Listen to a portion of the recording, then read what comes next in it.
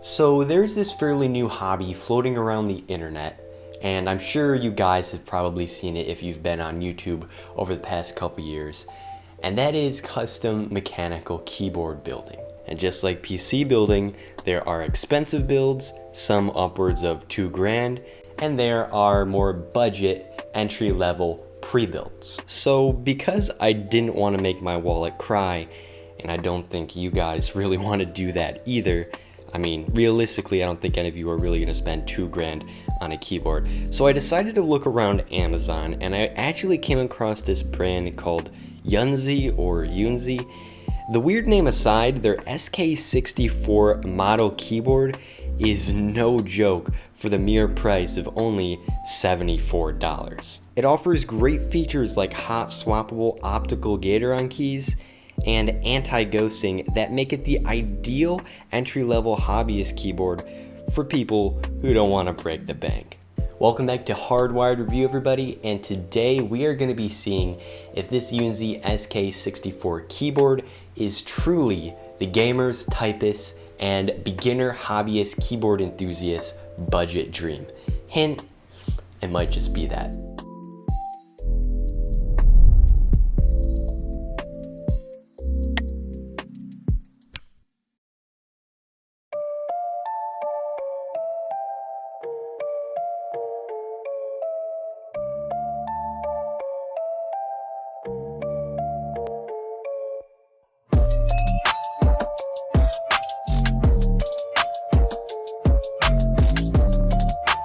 I'm in charge of space, obviously.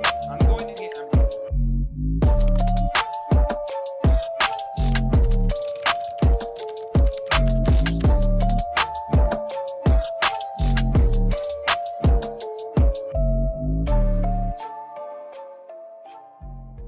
To say this keyboard is an eye-catcher is an understatement. It manages to not stray into the gamery font level of crazy while still remaining clean, minimal, and might I say, beautiful.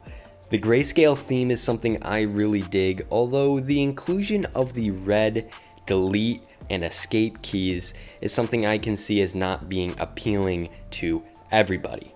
This keyboard, like many others, is plastic, but it is a really sick matte finish, which won't collect fingerprints, and it has high quality PBT keycaps with the same texture. Attention to detail wasn't something I was expecting for this keyboard, especially from a no-name brand like Yunzii, and the fact that this only costs around $70. This just shows that the minute details of this product were not overlooked like so many others I have seen at similar price points. On top of the already really nice looking design, you'll find a braided USB Type-C charging cable and, in my opinion, a perfectly angled base to keep your wrists from hurting. And that's right, there isn't any adjustability as far as the angle of this keyboard. So if you personally don't like the angle that it's currently at, unfortunately you can't change that. Oh, and yeah, you can also press as many keys as you want at once and they will all register, because this keyboard also has anti-ghosting with full key rollover, which means every single one of the keys I just pressed will be registered on the keyboard. I'm not sure if that's really helpful for everyone, but it nevertheless is a feature that this keyboard has. So I've done enough babbling about the features of this keyboard. What was my actual experience using the Yunzii SK64? For gaming and typing, I did have to get used to the smaller form factor 60% design because I wasn't coming from something of this size. After you get around that though, I have to say from personal experience that gaming and typing on this keyboard are really nice. As I previously said, this keyboard ships with Gatoron optical switches, which for those who don't know, that means a key press is not designated by metal hitting a key sensor, but rather an infrared laser. This means there is a much faster reaction time when you press a key than a normal mechanical keyboard switch, and also there are less moving parts, so it's easier to take the switch apart. Honestly, for most people, I don't see the decreased reaction time as something that most people will really notice or even appreciate, but for like high-end esports gamers, that feature is there for you. Speaking of something gamery that unfortunately will not increase performance, RGBs, and this keyboard definitely delivers on that. This keyboard comes equipped with RGB backlighting, which can be controlled using a combination of both the function key and bracket keys.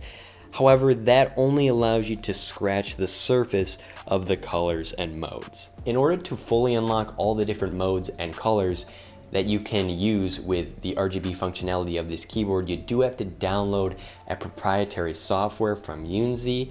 Now, you probably won't get a virus from this, but it's always not the best thing when you can't control all of the RGBs simply from the keyboard. Another issue with the RGBs is that they are not very bright. In order for them to even really show up on video, I had to turn off all the lights in my studio, and still I had to crank up the ISO so you guys could actually see it. With all that being said, I think the RGB features on this keyboard are definitely one of its, I don't want to say downsides because it is still a feature, but it's the feature that has the most issues. So overall, I would say my experience with this keyboard has probably been like a 9 out of 10. I really haven't had any issues with it so far.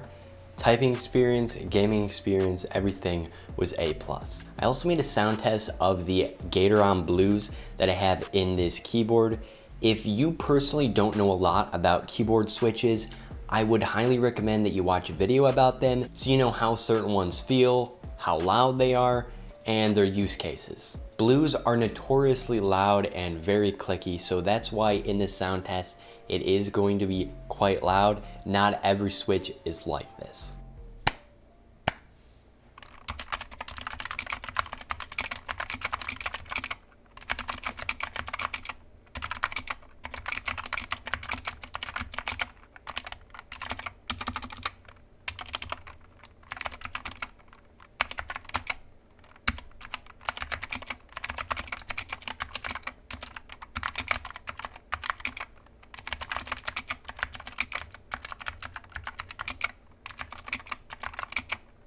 So yeah, like I said, pretty loud and very clicky feeling. So what is the verdict on the Yunzii SK64 keyboard? Does it stand up to the claims that I made at the beginning of the video? Is it a great starting option for keyboard hobbyists on a budget or gamers/typers who want a great looking and affordable keyboard? I would say absolutely. If you can get around the maybe not the highest quality switches and probably less than bright RGBs, then I would say yeah, buy this keyboard.